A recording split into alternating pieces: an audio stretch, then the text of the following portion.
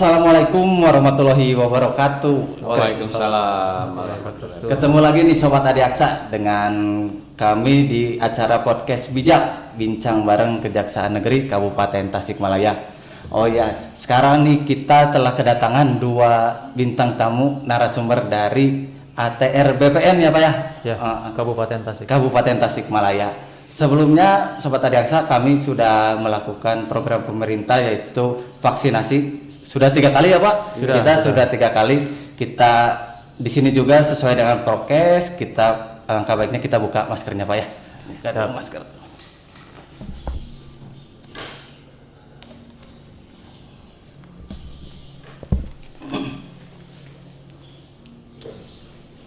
Oke. Nah, udah kan Pak? Udah vaksin 3 kali Pak? Sudah, alhamdulillah sudah 3 kali, sudah di booster. Sudah di booster. Ya. Buat Sobat Adiaksa harus mengikuti program pemerintah supaya kita semua terhindar dari COVID-19. Oh iya. Kita di sini kedatangan dua bintang tamu narasumber dari BPN Kabupaten Tasikmalaya. Ada Pak Asep dengan Pak Asep juga. Asep, ya? Oh, Asep juga. Double Asep. Ya, izin Pak Asep, mohon diperkenalkan terlebih dahulu supaya Sobat Adiaksa bisa jauh lebih mengenal dari sosok Pak Asep. Ya. Terima kasih Pak. Izin saya Asep Supriyatna, Sobat Adiaksa. Saya di Kantor Pertanahan Kabupaten Tasikmalaya menjabat sebagai Kepala Subbagian Tata Usaha. Oh, Kepala Subbagian Tata Usaha. Ya. Kalau Pak Asep, ya ini terima kasih Kang Riki. Alhamdulillah pada kesempatan ini tentunya kami ingin mengucapkan terima kasih karena sudah diundang dalam kegiatan bincang bareng jaksa di podcast Kejaksaan Negeri Kabupaten Tasikmalaya. Alhamdulillah kami bisa menyempatkan diri walaupun dengan segudang kesibukan, tapi demi kepentingan masyarakat, warga masyarakat Kabupaten Tasikmalaya.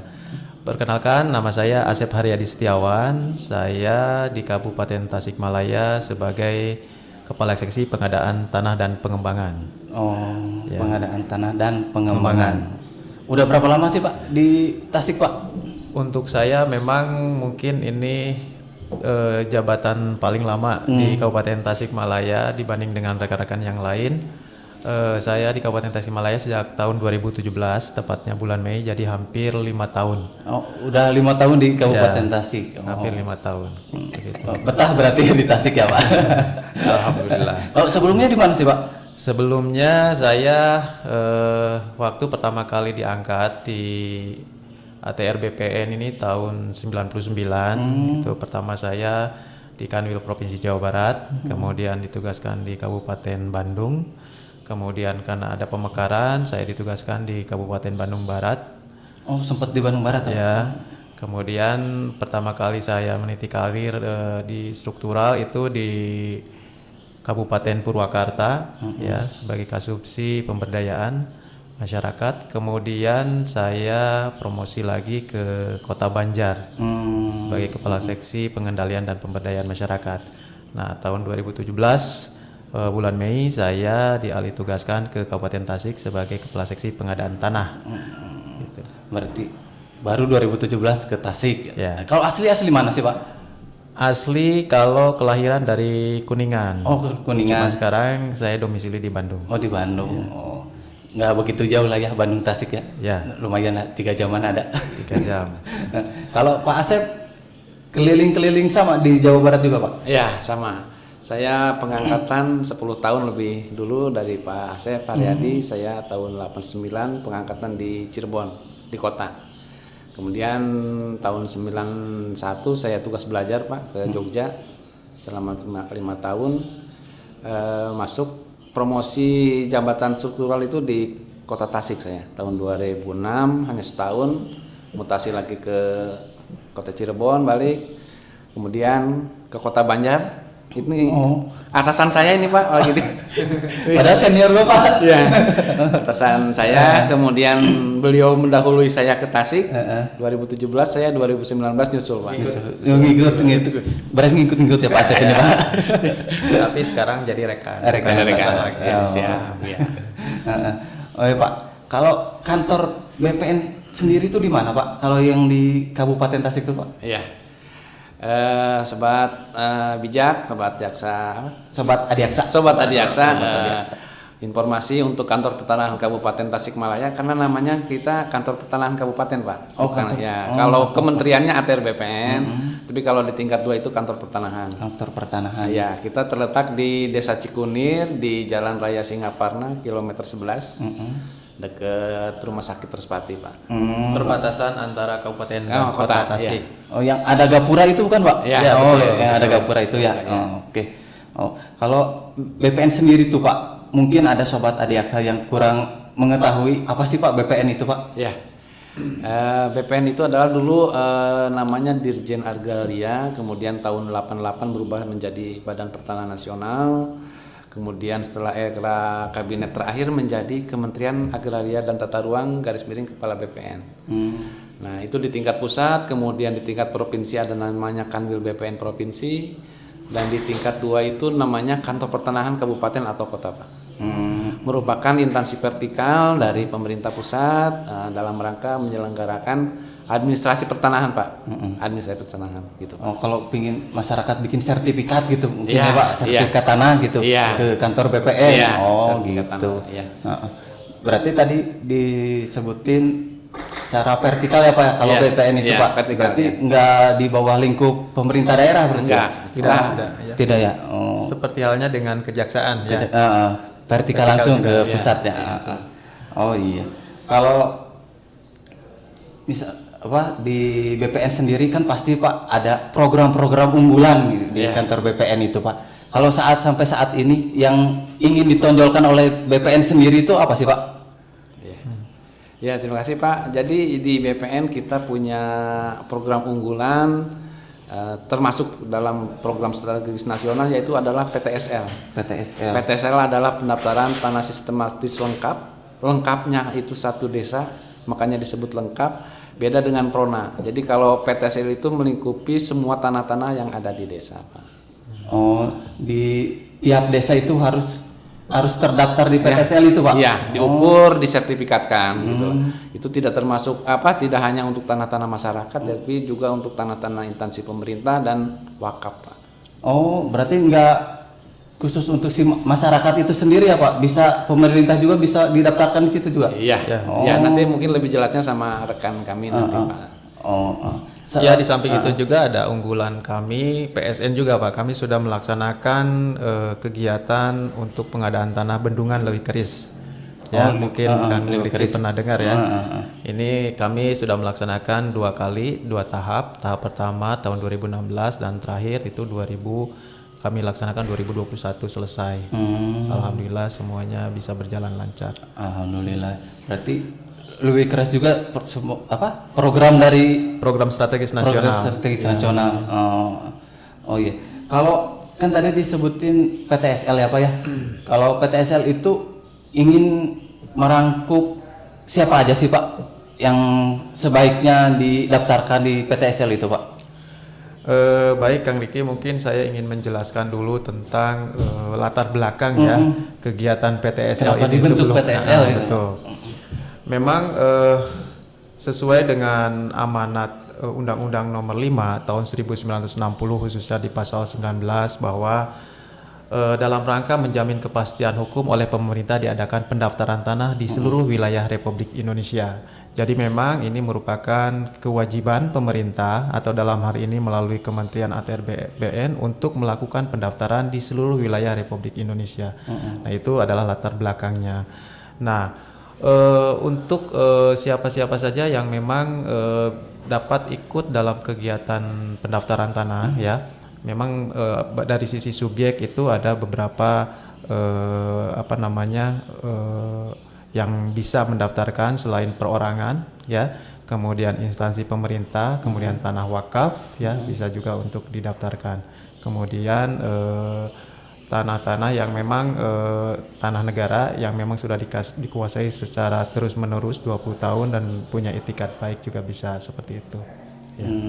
Berarti itu salah satu syarat-syarat yang ingin oleh BPN dikeluarkan ya Pak, bisa untuk masyarakat, bisa untuk pemerintah daerah, tanah wakaf Tanah bisa. wakaf bisa. Oh gitu. Kalau ini tuh program PTSL tuh Pak di setiap desa atau lingkupnya seperti apa sih Pak? Jadi untuk kegiatan PTSL ini kita mengacu terhadap penetapan lokasi. Nah, biasanya awalnya itu kita menerima permohonan dari desa-desa.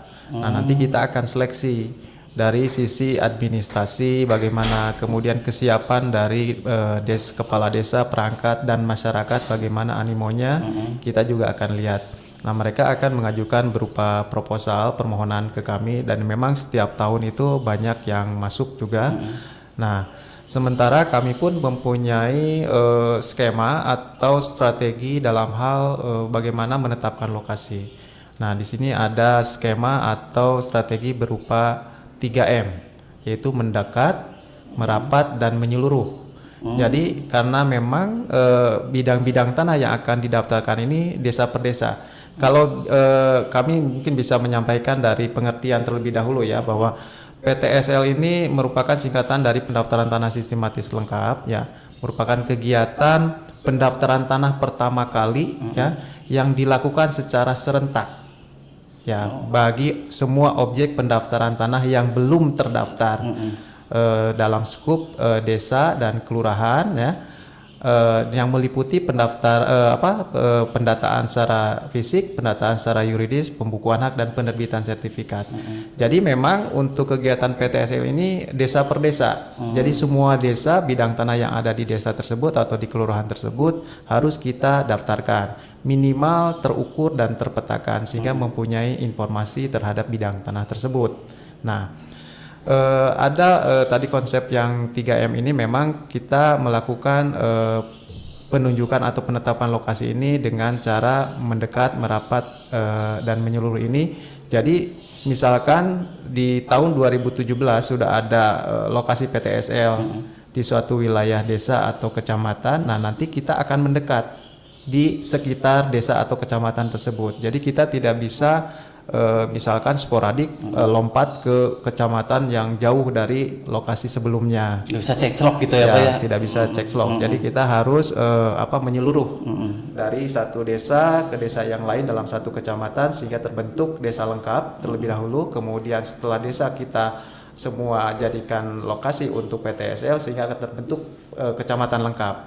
Nah, dari situ kita akan menyebar ke kecamatan yang lain, desa per desa juga seperti itu. Oh, seperti konsepnya. itu. Ya. Berarti kok tadi disebutin si pihak desanya harus mendaftarkan diri dulu ke pihak BPN itu Pak? Betul, karena kenapa? Memang banyak sekali permohonan yang masuk dan tidak semua kita bisa akomodir. Mana yang sudah siap? Kalaupun misalkan kita langsung main tunjuk, ini belum tentu mereka akan siap. Ini akan menjadi kendala buat kami juga nanti ke depannya pada saat pelaksanaan. Tapi gitu. Kriteria yang dipilih oleh BPN sendiri terhadap desa-desa yang sudah mendaftarkan seperti apa Pak? Nah, yang tadi saya sampaikan memang pertama kita harus mendekat ke lokasi yang sebelumnya pernah ada, lokasi PTSL yang utama itu.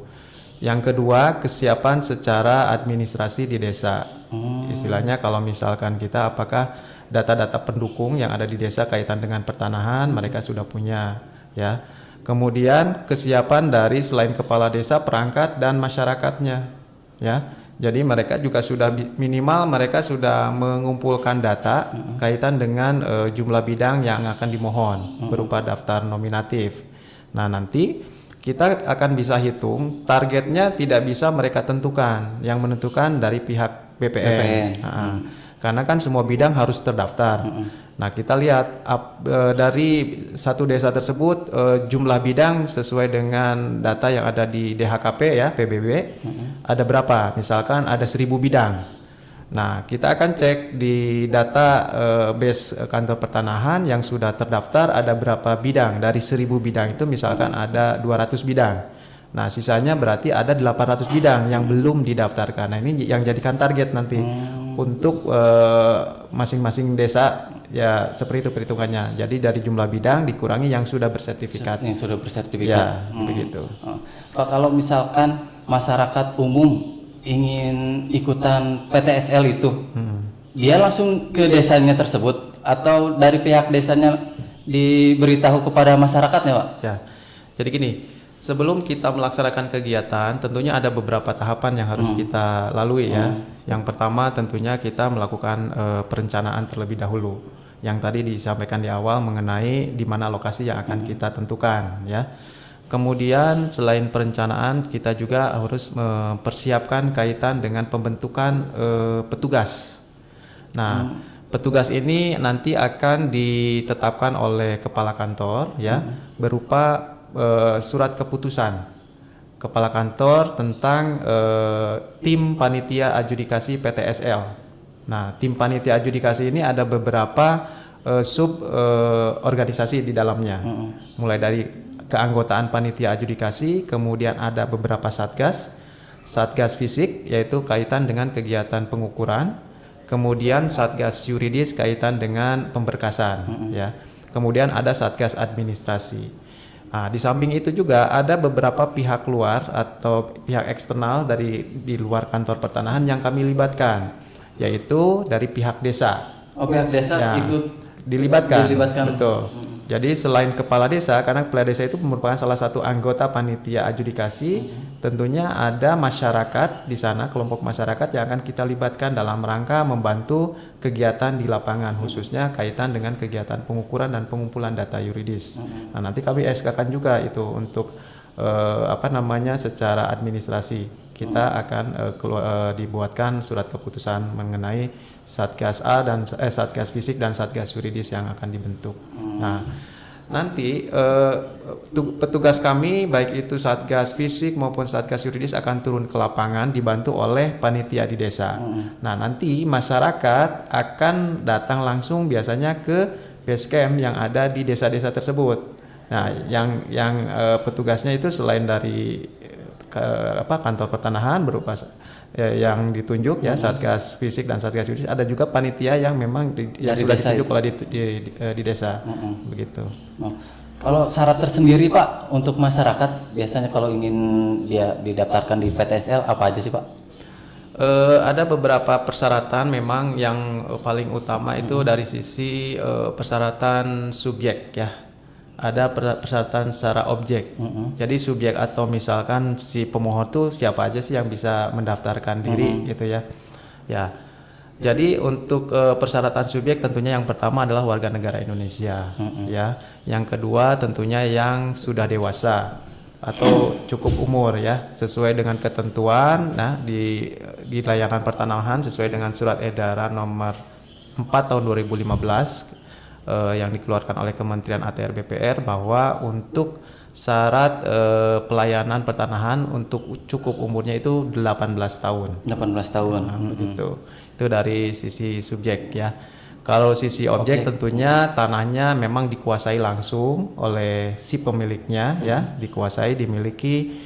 Kalau misalkan dikuasai dimiliki bisa kita melihat misalkan dari penggunaan tanah. Misalkan rumah atau misalkan sawah, kebun itu kan biasanya kalau rumah ditempati, sawah, kebun mungkin digarap, dimanfaatkan. Kemudian dari sisi kewajiban dia sebagai subjek pajak dia juga taat untuk membayar pajak PBB setiap tahunnya.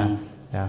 Kemudian yang berikutnya tentunya tanah tersebut belum pernah didaftarkan sama sekali. Tadi saya sampaikan di awal mengenai pengertian PTSL. Jadi pendaftaran tanah yang pertama kali yang belum pernah didaftarkan atau bersertifikat. Ya. Jadi kalau misalkan tanah yang kita beli tanah yang sudah bersertifikat, ya, kemudian kita akan balik nama, itu tidak bisa ikut PTSL. Oh, nggak bisa itu. Bisa. Oh. Jadi untuk yang pertama kali, yang original, yang baru pertama kalinya dia ingin mendaftarkan tanah itu ya. betul. Atau misalkan kita beli tanah sebagian dari satu hamparan tanah yang bersertifikat, hanya sebagian. Misalkan 1000 bidang kita beli 200 meter, hanya sebagian kan. Nah itu juga tidak bisa ikut sertifikat melalui PTSL. Jadi memang terhadap bidang-bidang tanah yang belum didaftarkan, yang pertama kali. Itu. Kemudian tentunya adalah tanahnya yang memang tidak bermasalah, tidak bersengketa. Ya, kalau misalkan masalah berarti harus dibereskan dulu masalahnya ya, harus clear and clean terlebih dahulu baru kita bisa terima. Nah gitu. Terus tanahnya juga bukan tanah kawasan hutan atau tanah objek land reform ya, itu salah satu beberapa persyaratan secara objeknya. ya. Kalau persyaratan secara administrasi mungkin saya juga bisa tambahkan tentunya persyaratan secara kepemilikan. Contoh, si pemohon itu harus melampirkan identitas pemohon ya berupa KTP dan kartu keluarga. Ini wajib ya. Tadi di awal disampaikan dia sudah warga negara Indonesia, tentunya punya KTP dan KK gitu ya. Dan ini juga dipersyaratkan lagi untuk KTP ini ternyata harus yang sudah elektronik, yang sudah terdaftar di database di Dukcapil gitu ya. Kalau misalkan belum terdaftar, kita harus berkoordinasi dengan di Dukcapil atau kecamatan untuk divalidasi. Kemudian persyaratan berikutnya tentunya adalah bukti pajak berupa SPPT tahun berjalan. Selanjutnya yang utama adalah alas hak yang dia miliki. Dia perolehan tanahnya dari mana? Misalkan dia punya alas hak berupa akte jual beli, akte hibah, atau mungkin dari tanah warisan berupa surat pernyataan ahli waris ya. Kemudian mungkin kalau wakaf itu berupa akta ikrar wakaf. Nah, itu harus ada ya alas haknya. Kalaupun dia tidak memiliki bukti kepemilikan yang lengkap seperti itu, bisa dengan dibuatkan surat pernyataan penguasaan fisik bidang tanah yang disaksikan oleh 2 orang, kemudian diketahui oleh kepala desa. Nah, seperti itu. Jadi sebenarnya untuk PTSL ini persyaratannya sangat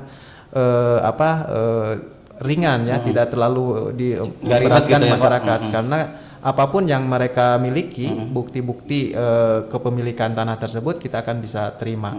Asal valid ya Pak ya. Asal valid dan tidak bermasalah. Tidak bermasalah. Jangan sampai tanah yang sobat tadi aksa sengketa didaftarkan di PTSL itu otomatis nggak akan mungkin diproses ya Pak ya. Begitu. Ya, tapi gini Pak, untuk semua bidang tanah memang kita bisa ukur, tapi kita nanti ada beberapa keluaran ya, maksudnya output dari produk sertifikat itu ada beberapa klaster istilahnya. Kalau di kami ada klaster 1, klaster 2, klaster 3, klaster 4 gitu ya. Jadi semua bidang tanah harus terukur ya. Tapi apakah semua bidang tanah itu bisa diterbitkan sertifikat? Belum tentu. Yaitu misalkan tadi ada yang bermasalah, ya ini harus diselesaikan dulu masalahnya baru bisa kita terbitkan seperti itu. Tapi setiap masyarakatnya Pak, kalau yang ingin mendaftarkan di PTSL dibatasi nggak Pak? Tanahnya harus maksimal berapa hektar gitu? Nah, memang sesuai ketentuan ada ya di dalam Permendag 397 ya, kaitan dengan batas maksimum ya, kemudian jumlah kepemilikan. Tetapi di dalam Juknis PTSL memang semua bidang tanah memang bisa didaftarkan. Tapi mungkin ada beberapa persyaratan yang harus dipenuhi berupa surat pernyataan khususnya untuk tanah-tanah yang pertanian yang absente seperti itu. Jadi sebenarnya semua bidang, kan tujuannya semua bidang tanah terdaftar. Biar tersertifikat ya semuanya. Misalkan dia punya 4 bidang, ya bisa kita daftarkan gitu. Ya. Jadi yang penting persyaratannya sudah dilengkapi semuanya. Tidak ada masalah. Secara fisik juga dikuasai oleh pemiliknya, ya kita bisa daftar. Kan tadi dijelaskan Pak proses pendaftarannya ya Pak ya. Kalau si masyarakat itu sudah mendaftarkan, tahapan selanjutnya itu apa sih Pak? Nah, jadi gini, untuk tahapan pendaftaran ya, jadi pertama kali si pemohon atau masyarakat itu akan mendaftarkan diri ke panitia yang ada di desa ya. Selain satgas yuridis, tentunya ada panitia di desa yang sudah ditunjuk ya. Kemudian mereka akan memenuhi persyaratan yang tadi saya sampaikan ya. Selain persyaratan secara administrasi, tentunya ada beberapa form yang harus diisi oleh pemohon ya. Kemudian setelah mendaftarkan kita akan melakukan pengukuran. Nah, pengukuran. Di sini sebelum dilakukan pengukuran, nah si pemilik tanah harus memasang tanda batas terlebih dahulu. Ya. Jadi pada saat pengukuran semua bidang tanah yang akan diukur ini harus dipasang tanda batas atau patok ya. Tanda batas dan patok ini memang sesuai ketentuan ya, bahwa ini masih dibebankan kepada masyarakat untuk pembiayaannya ya. Nanti mungkin kita bisa jelaskan mengenai masalah pembiayaan. Jadi setelah dipasang patok, tentunya patok ini juga harus dipasang berdasarkan kesepakatan ya musyawarah antara pemilik tanah dengan tetangga yang berbatasan. Jadi sudah ada kesepakatan bahwa batasnya memang di situ. Nah, baru dipasang batok. Nah, kemudian petugas ukur akan melakukan tahap pengukuran di lapangan ya sesuai dengan batas-batas yang ditunjukkan. Jadi sebenarnya kalau BPN ini bukan mengukur luas, mengukur batas bidang tanah yang ditunjukkan. Nah, nanti hasilnya akan berupa luas. Nah, mungkin ini sering terjadi ya bahwa perbedaan antara luas di SPPT dengan di sertifikat ini bakal kemungkinan terjadi seperti itu ya. Karena memang mekanisme untuk pengukurannya berbeda. Karena beda instansi juga gitu ya. Kalau PBB kan dalam rangka pembayaran pajak, kalau pengukuran oleh BPN dalam rangka legalisasi aset atau dalam rangka penerbitan sertifikat. Sertifikat itu tersendiri. Nah, setelah dilakukan pengukuran, tentunya akan dilakukan pengolahan oleh petugas ukur sehingga akan diterbitkan peta bidang tanah. Ya. Nah, dari situ kita akan proses untuk pendaftaran di kami melalui aplikasi PTSL, kemudian proses selanjutnya adalah pengumuman selama 14 hari kalender. Nah, ini kami memberikan kesempatan kepada baik itu kepada si pemilik tanah maupun pihak lain ya, apabila ada misalkan pemilik tanah keberatan terhadap hasil ukur atau pihak lain yang menggugat tanah tersebut, dia memiliki misalkan bukti lain tentang kepemilikan tanah tersebut. Nah, ini kami memberikan kesempatan. Kalaupun misalkan masalahnya belum selesai, nah ini kita tidak akan proses lebih lanjut.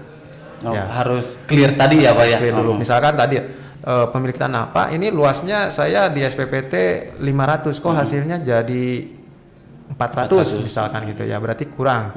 Nah, kita akan cek kembali karena kami tidak mengukur luas, tadi saya sampaikan, mengukur batas bidang tanah. Kalau misalkan mau 500 meter berarti dia harus mengambil lahan orang lain. Nah, ini yang jadi masalah, mungkin akan terjadi sengketa batas. Jadi harus kasih pemahaman, memang sosialisasi kepada masyarakat bahwa nanti hasil ukur adalah hasil pengukuran sesuai dengan batas-batas yang ditunjukkan oleh si pemilik tanahnya. Kan disaksikan juga ya Pak ya waktu Betul, pada saat disaksikan dari juga, perangkat desa baik RT RW juga menyaksikan. Gitu. Nah, biasanya memang mereka bakal menerima kalau kita memberikan penjelasan seperti itu. Ini yang penting udah ada sosialisasi sebelumnya gitu ya. Betul. Oh ya, menarik tadi Pak. Kan disebutkan terkait biayanya ya Pak ya. Biasanya kalau misalkan si masyarakat tersebut ingin mendaftarkan diri untuk didaftarkan di program PTSL, berapa sih Pak biaya yang harus masyarakat tersebut dikeluarkan? Keluarkan ya.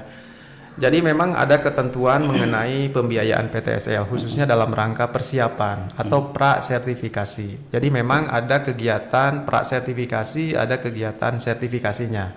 Nah, mungkin saya jelaskan dulu untuk sertifikasinya sebelum ke pra, karena pra ini panjang sekali pembahasannya. Kalau sertifikasi ini kegiatan mulai dari penyuluhan, ya, kemudian pendataan fisik, pendataan yuridis, kemudian pemeriksaan tanah, kemudian pembukuan hak, penerbitan sertifikat sampai penyerahan sertifikat. Nah, ini adalah kegiatan sertifikasinya. Yang semua kegiatan ini sudah dibiayai oleh negara melalui APBN. Oh, sudah dibiayai Sudah oleh dibiayai negara. untuk kegiatan tersebut. Ya, kalau misalkan Kang Riki daftar langsung ke BPN ya, mandiri gitu, sporadik, daftar langsung ke loket pelayanan di kantor pertanahan. Nah, kegiatan yang tadi saya sampaikan ada biayanya. Ada namanya biaya PNBP, penerimaan negara bukan pajak. Nah, kalau untuk PTSL, PNBP-nya hilang, Dihapuskan. gratis, seolah gratis gitu ya. Nah, ini kadang-kadang ada salah pengertian juga dari masyarakat, katanya PTSL gratis kok masih ada biaya. Nah, makanya diatur di dalam SKB 3 Menteri yang kaitan dengan persiapan PTSL, berarti pra PTSL.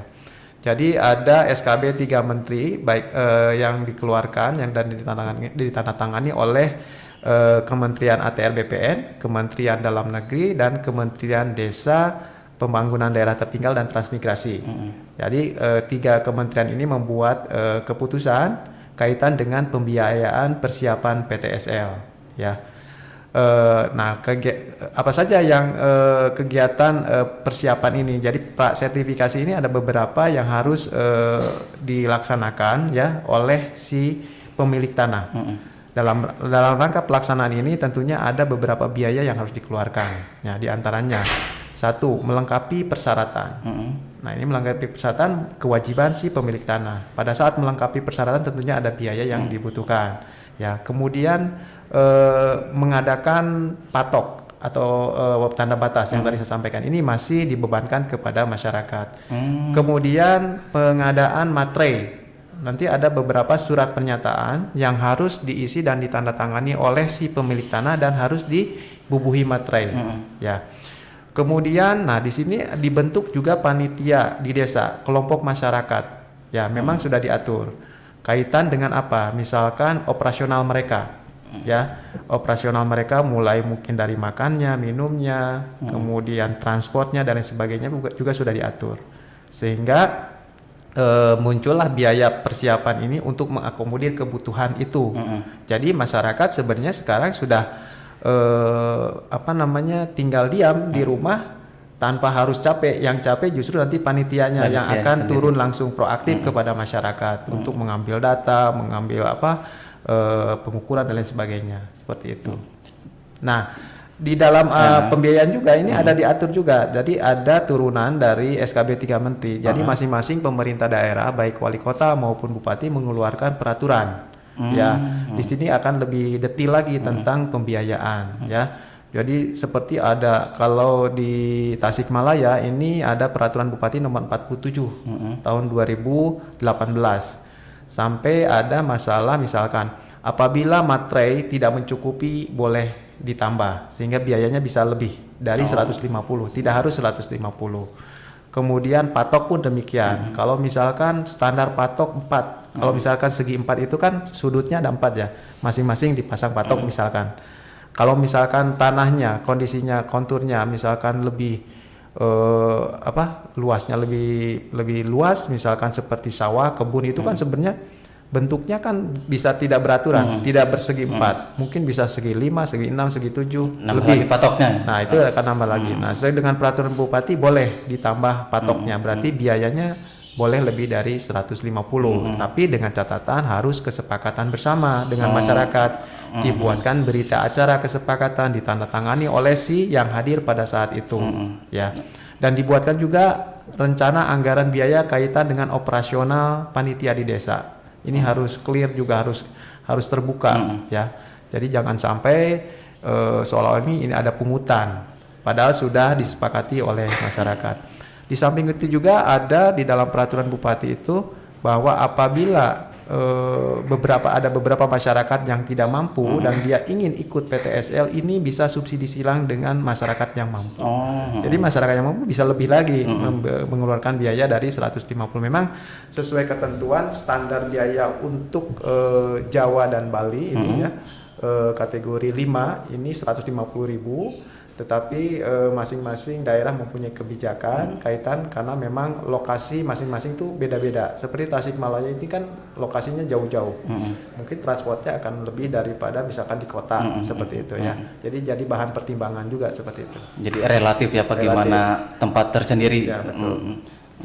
Nah, tadi udah Sobat Adiaksa udah dijelaskan begitu mendetailnya proses PTSL itu sendiri. Nah, kalau semua tahapan, semua persyaratan sudah dilakukan, tahapan sudah dilaksanakan, keluar sertifikatnya sendiri itu berapa lama sih Pak biasanya? Kalau semua udah clear ya Pak yang tadi sudah dijelaskan, jadi, biasanya berapa lama sih?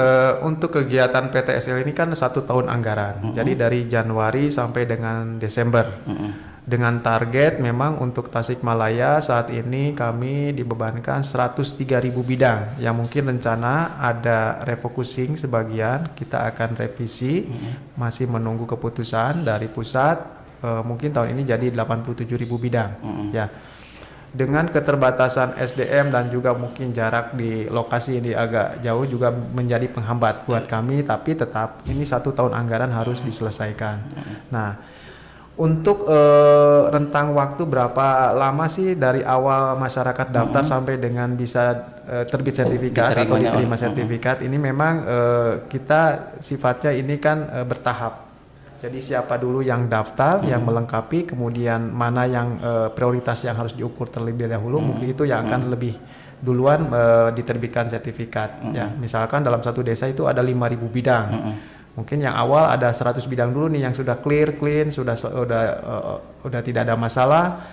Ini bisa kita terbitkan sertifikat. Kalau proses dari awal pengukuran sampai dengan penerbitan itu kemungkinan antara 2 atau 3 bulan juga sudah selesai. Oh, 2 sampai 3 bulan baru beres ya, Pak? Oh. Ini baru 100. Ini kan 5.000 di targetnya. Tapi ini kan bertahap. Setiap hari itu ada produk biasanya. Oh, setiap hari itu pasti ada produknya sesuai dengan tahapan sebelumnya yang kita laksanakan, bisa cepat atau bisa lambat gitu, tergantung dari masyarakat juga nih. Pada saat kami sudah melakukan pengukuran, kadang-kadang ini kendala kami di masyarakat, mungkin masyarakat tidak respon ya dalam hal melengkapi persyaratan atau pemberkasannya seperti itu. Padahal niat kita kan untuk membantu mereka ya Pak ya, agar semua terdaftar dan berkekuatan hukum Pak, kalau misalkan tanah-tanah kita semua sudah bersertifikat ya Pak ya. Nah, dari tadi ngomongin tentang PTSL Pak. Nah, kalau misalkan masyarakat yang mandiri nih Pak, pingin daftar sendiri, gimana sih Pak caranya? Kalau pingin yang tadi disebutkan, masyarakat pingin sporadis lah sendirilah. Melalui loket. Melalui loket itu biasanya gimana sih Pak daftarnya? Atau sekarang kan zamannya udah online, atau bisa melalui website kah di BPN atau seperti apa Pak? Ya, mungkin saya terima kasih Kang Riki, Sobat Adiaksa. Kita ada pelayanan namanya layanan pertanahan Bapak. Jadi untuk tanah-tanah masyarakat, terutama yang pendaftaran tanah pertama kali itu pendaftarannya langsung ke kantor. Oh, kalau yang pertama kali itu? Pertama kali dan beberapa pelayanan yang lain itu datang ke kantor, ke loket pertanahan Bapak. Nanti akan diperiksa sama petugas loket kami kekurangannya apa atau dilengkapi. Nanti kalau sudah lengkap, kita akan memberikan kepada masyarakat itu namanya surat perintah setor. Di loket pelayanan kami sekarang sudah cashless, tidak ada penyetoran uang tunai. Jadi masyarakat cukup diberikan SPS, ada kode billingnya, silahkan bayar sendiri. Mau lewat internet banking atau mesin edisi, kami menyediakan mesin edisi di kantor atau melalui ATM atau ke bank langsung. Setelah itu masyarakat tinggal menunggu Pak. Nanti kalau memang harus di pengukuran, kita akan datang ke lokasi pengukuran. Terus kemudian kita juga ada pemeriksaan tanahnya. Nanti kalau sudah jadi kita berikan pemberitahuan, mereka ngambil sendiri ke kantor gitu. Oh, gitu. Kalau prosesnya biasanya berapa lama Pak kalau mandiri Pak? Kalau mandiri tergantung pelayanannya Kang Riki. Jadi kalau untuk pertama kali itu kalau SOP-nya sekitar 98 hari. 3 bulanan berarti ya? 3 bulanan. Tapi kalau yang untuk udah sertifikat, kemudian balik nama itu SOP-nya 7 hari. Oh, 7 hari. 7 hari SOP-nya setelah berkas itu lengkap. Kadang-kadang masyarakat menganggapnya sudah diserahkan ke notaris, sudah dihitung argonya. Padahal yang dihitung argonya itu adalah ketika dia menerima telah membayar surat perintah setor itu. Oh, gitu. Iya. Berarti kalau pertama itu harus datang ke kantor, selanjutnya bisa melalui online ya Pak? Iya. Ya. Oh. Kalau yang layanan online kita baru beberapa layanan, yaitu seperti misalkan hak tanggungan elektronik, pengecekan elektronik, ZNT ya. Pelayanan ZNT itu zona nilai tanah Pak. Oh, zona nilai tanah. Iya. Kalau mau jual beli kita kan harus untuk pembayaran pajaknya, untuk pembayaran PNBP-nya itu kita harus mengacu ke zona nilai tanah. Oh. Tidak berdasarkan harga pasar atau harga SPPT, tetapi berdasarkan zona nilai tanah. Oh, gitu. Bisa secara online itu online ya? Itu ya, online. Oh. Oke Pak. Terakhir nih Pak, harapan Bapak-bapak sekalian dari BPN terkait untuk yang tadi PTSL untuk masyarakat seperti apa sih Pak? Boleh dari Pak Asep. Mungkin harapan kami untuk masyarakat ini kesempatan baik ya buat warga masyarakat yang ada di Kabupaten Tasikmalaya, khususnya yang sudah ditetapkan lokasinya untuk segera mendaftarkan tanahnya ya, yang pertama. Yang kedua, tentunya kami ingin agar warga masyarakat tersebut untuk ikut berpartisipasi peran aktif kaitan dengan mendukung dan mensukseskan kegiatan PTSL ini ya.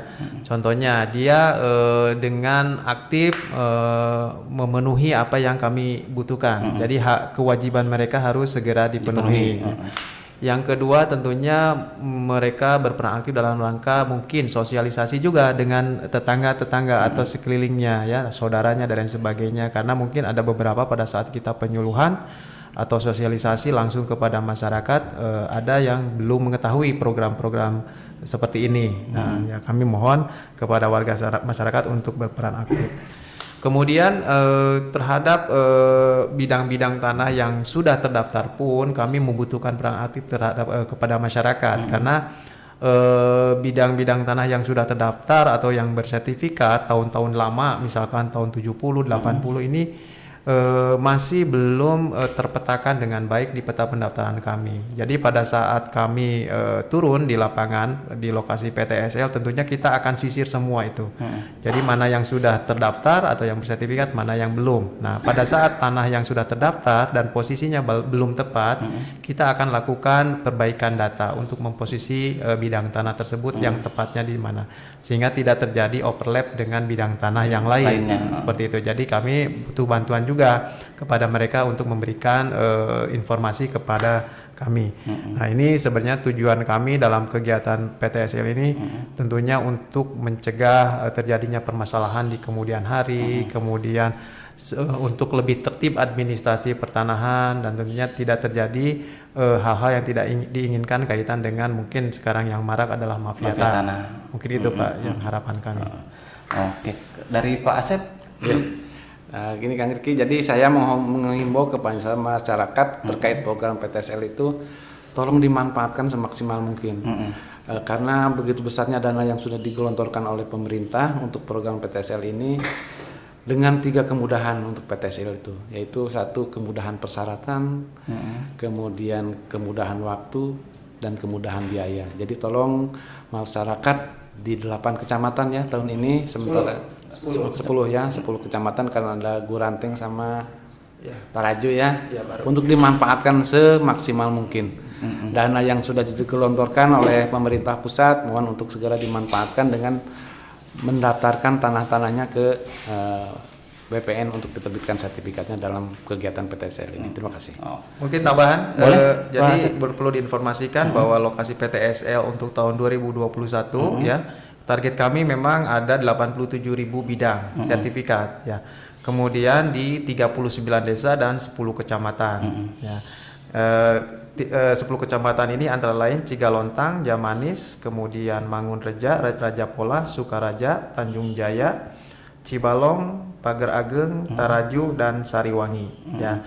Nah, ini biasanya masing-masing kecamatan ini semua desa ikut, tapi kalau misalkan sudah pernah ikut sebelumnya dan sudah maksimal di situ, kita tidak akan kembali ke lokasi tersebut. Kita akan pindah ke desa yang lain yang belum tercapai target SHT-nya seperti itu. Kalau tadi yang disebutkan 10 kecamatan itu saat ini udah mulai berjalan, Pak? Nah, untuk saat ini memang kita sudah sedang melakukan kegiatan pengumpulan data fisik atau pengukuran dan pengumpulan data yuridis. Jadi memang saat-saat sekarang ini waktunya berinteraksi antara masyarakat atau pemohon dengan panitia yang ada di desa. Gitu ya. Begitu. Oke. Untuk sobat Adiaksa yang ingin mendaftarkan tanahnya bisa, apalagi yang di 10 kecamatan tadi apa ya, bisa langsung menghubungi ke pihak desa, ya, panitia desa di situ. Nanti terkait dengan persyaratan dan lain sebagainya oleh pihak desa pasti diberitahu begitu. Oke, terima kasih banyak Pak Asep dan Pak Asep atas kehadirannya untuk memberikan pencerahan untuk sobat Adiaksa semua. Terima kasih. Mohon maaf sobat Adiaksa bila ada salah dan kekurangan. Jangan lupa di follow media sosial kita di Instagram. Ada Instagram, Facebook, dan YouTube-nya Kejaksaan Negeri Kabupaten Tasikmalaya. Terima kasih semuanya. Bapak sehat selalu Bapak. Amin. Terima kasih Kang. Terima kasih sobat Adiaksa. Mohon maaf atas kekurangannya. Wassalamualaikum warahmatullahi wabarakatuh. Waalaikumsalam warahmatullahi wabarakatuh.